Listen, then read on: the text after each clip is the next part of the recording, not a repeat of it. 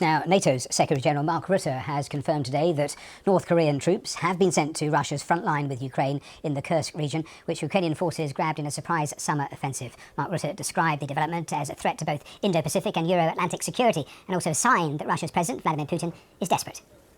NATO calls on Russia and the DPRK to cease these actions immediately. The deployment of North Korean troops to Kursk is also a sign of Putin's growing desperation. Over 600,000 Russian soldiers have been killed or wounded in Putin's war, and he is unable to sustain his assault on Ukraine without foreign support.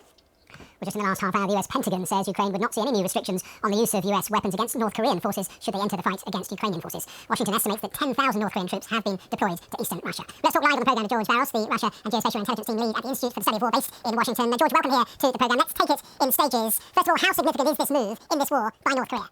Well, thank you for having me, Matthew. So, in terms of the battlefield tactics, the actual combat power that these 10,000 or so North Koreans are going to provide the Russians, not actually that significant. 10,000 forces is just a very small number. The Russians suffer about 30,000 troops killed and wounded per month, so this is one third of a month's worth of losses if it's just this. The other issue is I'm very skeptical of North Korean forces' combat effectiveness. The North Korean military hasn't actually had any real combat experience in real fought wars for over 50 years at this point. So what we're going to be seeing are North Korean units deploying to the front lines to operate with Russian units, and in fact, that might create some seams where more experienced and on the whole better cohesive Russian units will be arm to arm with the North Koreans, and that could create some opportunities for the Ukrainians to exploit vulnerabilities where those command seams exist. In terms of force generation, it is much more significant.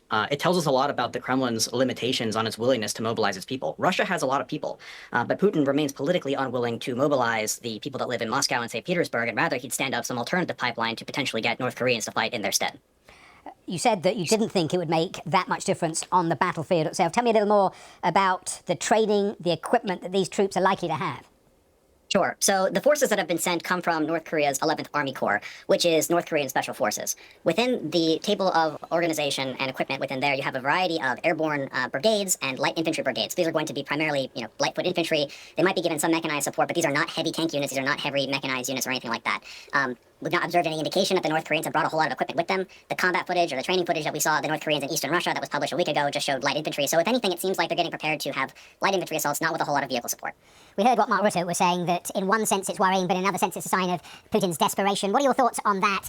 And the state of the Russian economy, their capacity to produce the armaments they need, the soldiers, the numbers they need? Absolutely. So, the Russian Federation is not the Soviet Union. Russia has a finite number of people that it can either choose to put into industry in the civilian sector or into the front line of Ukraine. As of last year, the Russians had a labor deficit of about 5 million workers, which is huge. And right now, the Russian government has been putting out tremendous financial incentives to Russians to go sign up and work in the Russian military. For example, the Russian government now offers up to 2 million rubles for a one-time signing bonus when the average Russian's annual salary is around 1.2 million rubles. And right now, firms in Russia are struggling to be able to meet this overinflated Russian state incentives to go fight in the military. So look, Putin actually has a problem. He's going to have to probably within the next 16 months or so, make a hard decision about whether or not to call another round of mobilization, and to what extent is he prepared to further degrade the efficiency of his domestic economy at the expense of pulling up the war. And I think in terms of the Russian desperation, look, this batch of 10,000 North Korean soldiers, so they're not going to make a big difference if this is the single batch. But if this becomes a robust pipeline through which the Russians can get 15 or 20,000 troops per month, that would take care of, up to a third or two-thirds of Russia's losses and be a substantial way to keep the Russians fighting this war for a long time. George, great to talk to you. Thanks so much for joining us on today's Verified Live.